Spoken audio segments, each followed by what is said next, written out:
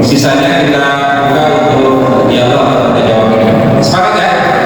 Oke.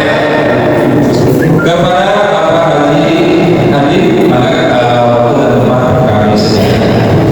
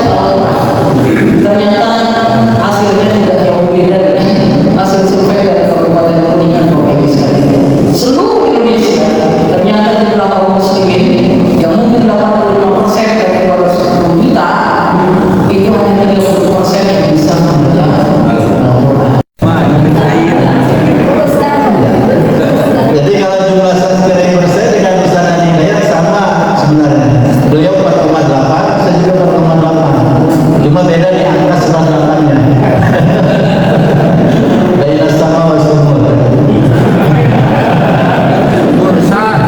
Karena beliau sudah beberapa tahun dan memang fokus di situ.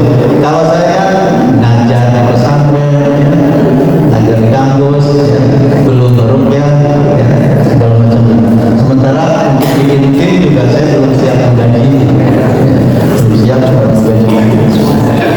Ada sih namanya misalnya visual dan desain konten dakwah dan peningkatan engagement.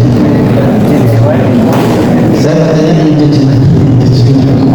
Kayaknya yang bagaimana saya mengeluarkan sertifikasi kalau misalnya ini yang kita selesai itu ternyata tidak sesuai dengan harapan.